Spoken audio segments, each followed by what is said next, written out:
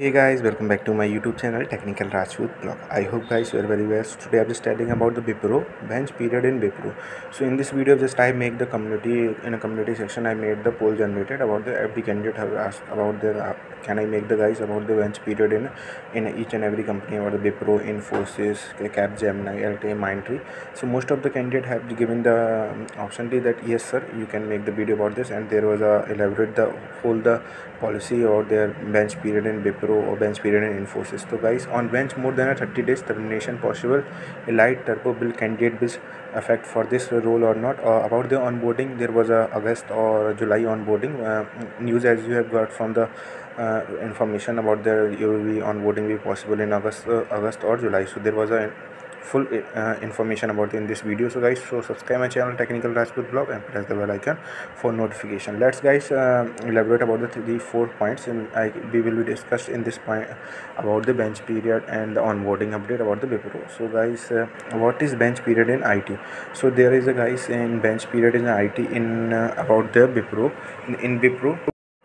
देखिए guys, bench period में क्या होता है कि the lateral hire will have to 45 days grab any project और available opportunity. If the person is not available then he will be going to extended bench leave policy in a bill LOP.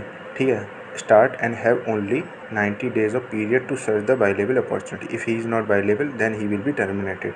So this is the recently about that. There was a before the 19 March, there was in a December 2022 there was a 30 days worth of bench period, but it is extended to the 90 days. So guys, here is mention about the bench period कि guys bench period वो होता है कि जब guys क्या होता है, कोई भी कंपनी है तो बहुत ज़्यादा मास हायर कर लेती है. तो मास हायरिंग होने के बाद में तो क्या होता है कि प्रोजेक्ट कंपनी के पास प्रोजेक्ट नहीं आते हैं. तो कंपनी जो प्रोजेक्ट नहीं होता है, कंपनी के पास बिजनेस रिक्वायरमेंट नहीं होती है, तो जितने भी कैंडिडेट होते हैं हर एक स्किल के, जैसे कि काफ़ी सारे कैंडिडेट हैं जिनके एज्यूर माइक्रोसॉफ्ट एज्यूर ही उनकी स्किल्स है, किसी के पास मतलब स्किल्स है वेब डेवलपर की, तो मतलब वो वाला प्रोजेक्ट है कंपनी के पास अभी नहीं है. तो वो क्या करते हैं, उनको हायर करके अपने पास कंपनी रख लेती है और उनको बैठा देती है बेंच पर कि जैसे ही कंपनी के पास प्रोजेक्ट आएगा तो वो उनको उठा लेगी और प्रोजेक्ट दे देगी, और प्रोजेक्ट देने के बाद में काम कराएगी. तो गाइस क्या होता है कि कंपनियां हैं बहुत सारे अभी कैंडिडेट को रिसेंटली में देखा जाए बेंच पर बैठे हुए हैं. तो गाइस अब करते हैं in bench period why the candidate are getting termination. अब सेकंड पॉइंट ये है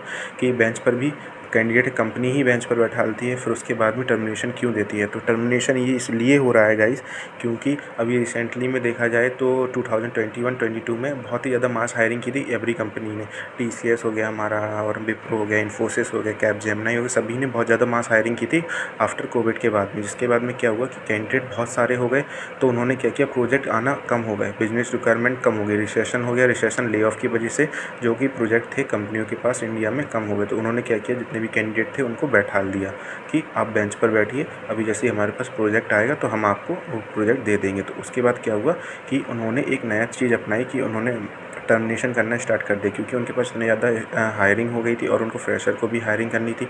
तो फ्रेशर को उन्होंने क्या किया, ऑनबोर्डेड डिले करना स्टार्ट कर दिया, और वो जो बेंच के कैंडिडेट थे उनको टर्मिनेशन देना स्टार्ट कर दिया विदाउट एनी रीज़न कि आपने राउंड क्रॉस कर लिया या फिर उनको मतलब कुछ भी अलग अलग तरीके के रीज़न दे दिए. किसी ने PRP नहीं क्रॉस कर पाया, किसी के पास मेल नहीं आया, किसी के पास ये नहीं आया, तो बहुत सारे रीज़न से तो उन्होंने टर्मिनेशन करना स्टार्ट कर दिया. बेंच तो एक तरीके का वो था कि बेंच वाले कैंडिडेटों को निकाला जाए जिनके मतलब डॉक्यूमेंट कंप्लीट नहीं है. अभी बीच में क्या हुआ था मार्च के लास्ट में कि काफ़ी सारे कैंडिडेट को टर्मिनेट कर दिया था, क्योंकि उन्होंने एलाइट के टर्बो से एलाइट के पैकेज को किया था. उसके बाद उन्होंने ट्रेनिंग प्रोग्राम क्रॉस नहीं कर पाया तो उनको टर्मिनेट कर दिया था. तो ये पॉलिसी थी विप्रो की. फिर दूसरी पॉलिसी ये थी कि उनके डॉक्यूमेंटेशन मैच नहीं कर रहे थे और जो कि उनकी प्रोफाइल थी कैंडिडेचर के अकॉर्डिंग नहीं कर रही थी, तो उनको तब टर्मिनेट किया. तो बेंच के जो आप रिसेंटली में देखा जाए तो बेंच पर काफ़ी सारे कैंडिडेट हैं, तो उनको बोला गया कि आर्टिफिशियल इंटेलिजेंस और उसमें स्किल अच्छा करें. तो गाइस अगर उनके पास सर्टिफिकेशन कोर्स नहीं होगा आर्टिफिशियल इसका ये भी, तो जो बेंच पर कैंडिडेट हैं तो उनसे बोला गया तो शायद उनको उस तरीके से भी टर्मिनेट कर सकते हैं गाइस. तो बहुत सारी पॉलिसीज़ कुछ भी कर सकते हैं, उनको अगर टर्मिनेशन करना है, कंपनी से निकालना है, तो वो कुछ भी पॉलिसी कर सकते हैं गाइस.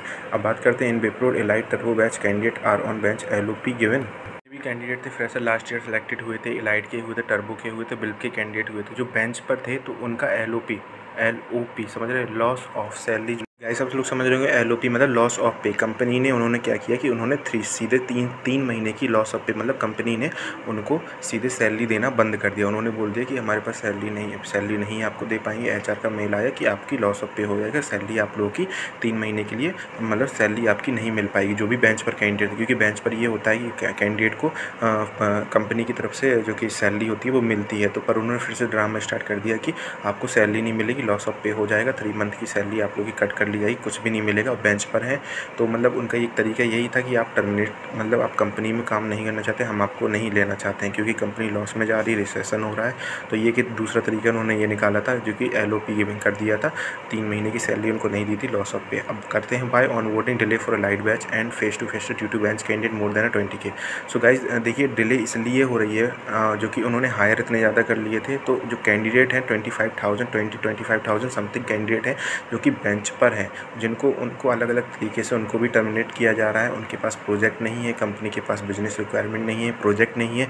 तो जो मेन रीज़न बिहाइंड है जो कि डिले होती जा रही है ऑनबोर्डिंग, काफ़ी लोग बोल रहे हैं कि अगस्त में होगी, जुलाई में होगी। तो कोई ऑफिशियल न्यूज़ ये ऐसी नहीं है कि जुलाई अगस्त सितंबर में होगी। अभी तक कंपनी ने कोई भी अनाउंसमेंट नहीं है। कंपनी ने सिर्फ ये अनाउंसमेंट किया है गाइस कि हम आपको 2 महीने पहले बता देंगे और आपको जो भी जितने भी कैंडिडेट हैं उनको प्रायोरिटी पहले दी जाएगी। तो सिर्फ ये न्यूज़ इतनी आई थी जिनके HR ने बोला था। जितनी भी कोई भी ऑफिशियल न्यूज़ अभी तक अनाउंस नहीं हुई कि आपकी जुलाई अगस्त सितंबर अक्टूबर में होगी।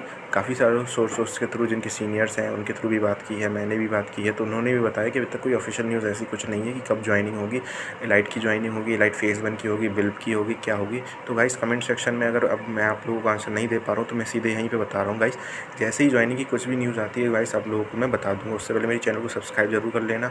और हाँ, जितने भी बेंच पर कैंडिडेट हैं उनको ऑफर धीमे धीमे प्रोजेक्ट मिल रहे हैं, पर काफ़ी सारे कैंडिडेटों को टर्मिनेशन भी मिल रहा है। तो गाइस यही रीज़न है। एलाइट बैच के जितने फेज़ 1 फेज़ 2 के हैं, काफ़ी सारे कैंडिडेट हैं, बहुत ज़्यादा वेट कर रहे हैं। ठीक है, तो एक तो प्रॉब्लम ये फेस हो गई कि टर्बो वालों ने लाइट का मतलब जो कि था पैकेज ले लिया था बैच, तो उसकी वजह से लाइट वालों की और ही लेट हो रही है। बिल्ब की ज्वाइनिंग हुई थी, थोड़ी बहुत ज्वाइनिंग हुई थी 23 मई तक, उसके बाद कोई भी अभी तक न्यूज़ नहीं आई है बिल्ब की। तो गाइस ऐसे ही न्यूज़ बिल्ब की कुछ भी अपडेट इन्फॉर्मेशन आती है तो मैं बताऊँगा। तो ऐसा कोई इन्फॉर्मेशन नहीं जुलाई अगर सितंबर में ज्वाइनिंग होनी है, कोई फर्दर ऑफिशियल न्यूज़ आएगी। सिर्फ ऑफिशियल न्यूज़ ये आई है कि 2 महीने पहले आप लोगों का ऑफर लेटर रिलीज़ कर दिया जाएगा। जो भी ऑनबोर्डिंग रिलीज़ होगी, जो इन्फॉर्मेशन होगी वो रिलीज़ कर दी जाएगी। तो गाइस ये इन्फॉर्मेशन थी बेंच पे पीरियड पे, जो काफ़ी सारे न्यूज़ थे। तो मैंने सोचा कुछ भी अगर इन्फॉर्मेशन चाहिए होगी कमेंट सेक्शन में कमेंट कर देना। Thank you guys for watching this video. जय जवान जय किसान।